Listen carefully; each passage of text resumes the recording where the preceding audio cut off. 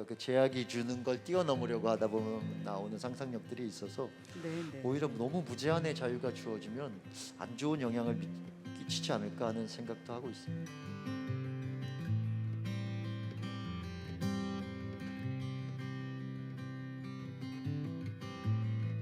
네, 별마당 5주년을 맞이해서 황동혁 감독과의 뜻깊은 자리를 맞이했습니다.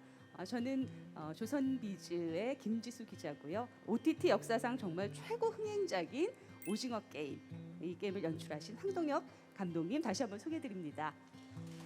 안녕하세요. 많이 와주셔서 감사합니다. 예, 오징어 게임 연출한 황동혁입니다. 감사합니다. 게임의 어떤 형식이나 이런 것들이 히트할 수 있을 만한 굉장히 중요한 요소들이 많이 있었던 작품인 것 같아요. 이게 넷플릭스라는 것이 글로벌 플랫폼이니까 이왕 만드는 거 진짜 좀 전 세계 시청자들에게 다 좀 다가갈 수 있는 작품을 만들어 보고 싶은 욕심이 좀 있었어요. 그래서 사실 그런 목표를 좀 가지고 마음속으로 만들었고요. 게임 같은 것들을 선정하거나 할 때도 너무 그 게임의 룰이 한국식으로 복잡하고 하면 그걸 설명하는데 너무 오래 걸리고 외국 시청자들은 또 보고 이해하는 데 오래 걸려서 그런 것들을 최대한 좀 배제하고 가장 심플한 것들로 채우려고 노력을 했습니다. 그래서 6화인가 그 구슬치기가 나오는데 네네. 홀짝 제가 옛날에 썼던 대본은 그게 구슬이 아니고 동그란 딱지라고 저희가 어릴 때 동그란 딱지 요만한 동그란 딱지를 가지고 하던 것들이 있었거든요. 네. 거기 써 있는 뭐 글자의 수나 별의 개수나 막 이런 걸 비교해서 그 승패를 정하는 그런 게 있었는데 말로 설명하자니 너무 길어지고 그건 승부를 가리는 방식이 조금 더 복잡해서 차라리 더 비주얼적으로 더 심플하고 이쁘고 구슬이라는 것들이 주는 비주얼적인 또 매력적인 부분이 있고 10초 만에 이해할 수 있는 홀수냐 짝수냐 가지고 하는 것들이 훨씬 그 글로벌 시청자들에게는 쉽게 다가갈 수 있을 것 같아서 구슬 게임으로 바꿨습니다. 그래서 그런 식으로 좀 쉽게 다가가려는 노력을 많이 했고요. 그 가면의 디자인도 어떻게 할지 고민을 되게 오래 했었는데 누구나 봐도 직관적으로 좀 이해되기 쉽고 흥미가 생길 만한 것들이 제가 생각했을 땐 그 오징어 게임의 원래 그 막 심볼이 되는 도형인 동그라미, 세모, 네모를 그 가면에도 그대로 활용해서 그것으로 그들의 계급을 나누면 가장 뭔가 직관적으로 사람들이 호기심을 가지고 볼 것 같다라는 생각에 그런 식으로 뭐 게임부터 시작해서 그런 디자인들까지 좀 글로벌 시청자들한테 접근하기 쉬운 쪽으로 노력을 했습니다. 이제 극과 극을 결합한 것이 어떻게 보면 굉장한 흥행의 요소, 어떤 자극을 주면서도 뭔가 굉장한 또그 노스텔지아 속으로 또 빠져들기도 하고 이런 어떤 혼합이 주는 묘미랄까 이런 게 참 대단했던 것 같아요. 네. 처음에 어떻게 그런 구상을 하게 되셨는지.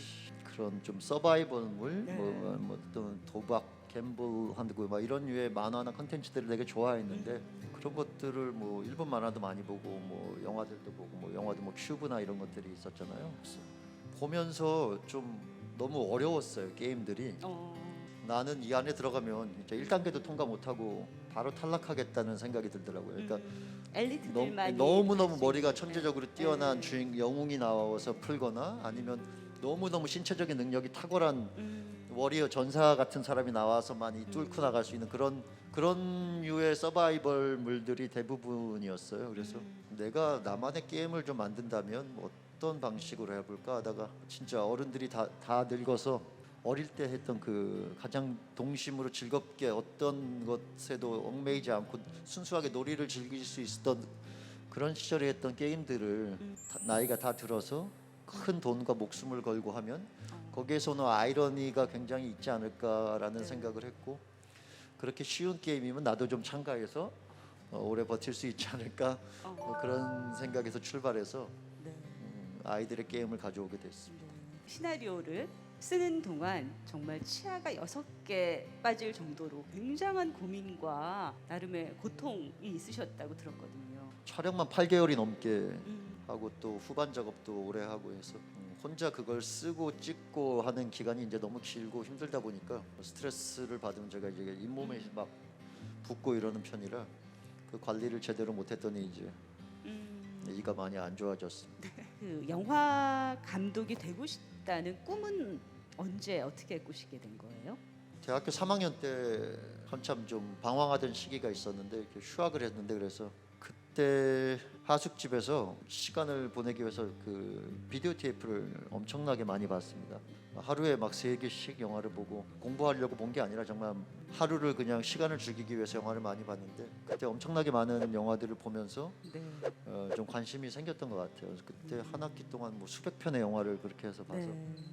그냥 액션 영화 하나 빌리고 뭐 공포 영화 하나 빌리고 각자 그냥 야 좋아하는 거 하나씩 골라보자 해서 그냥 다양하게 지루하지 않을 것들을 막 찾아봤는데 뭐 20대 때니까 그때 막 야 에로 영화도 하나 빌려 막 이러면 그때 에로 영화라고 빌렸던 게 파리에서의 마지막 탱고 막 이런 게 있었어요.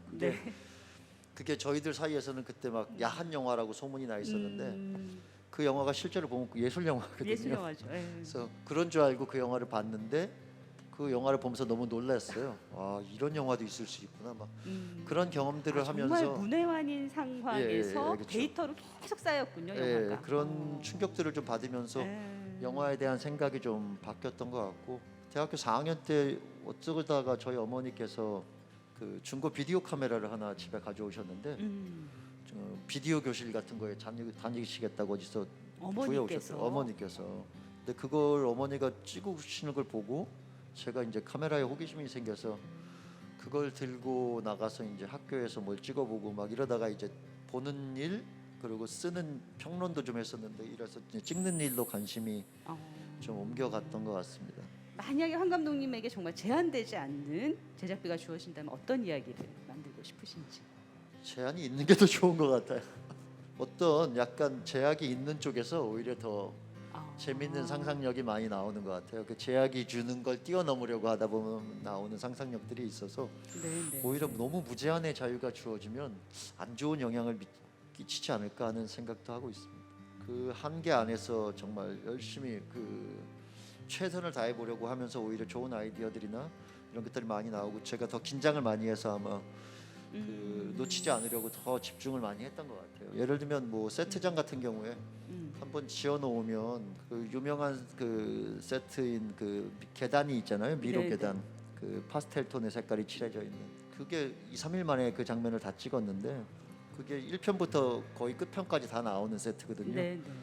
근데 그 세트장을 유지할 수 있는 돈이 없어서 저희가 중간에 이게 계속 들어가는 장면인데 그 흐름을 한 번에 다 예측을 해서 부시면 다시는 못 돌아오니까 여기서 필요한 장면을 그 흐름에 맞춰서 다 만들어내야 되는 그런 이제 과제가 주어지는 거죠 저한테. 네. 그게 언제든지 가서 돌아갈 수 있는 데면 굉장히 나태해졌을 텐데 이걸 부시면 다시 못 돌아온다고 생각하니까 훨씬 더 신경을 많이 쓰면서 막 여기서 뭘 더 만들어낼 수 있을까 어떤 장면을 막 그런 고민을 훨씬 더 많이 했던 것 같아요. 그래서 어떤 제약이 오히려 주는 창의성이나 이런 것도 있는 것 같습니다. 그 제약이 주는 창의성이 있다는 게 또 다른 또 의미로 또 받아들여집니다. 네, 오늘 황동혁 감독과의 만남에 여러분 함께 참여해 주셔서 너무 감사합니다. 긴 시간 함께 해주셔서 감사합니다. 감사합니다. 감사합니다.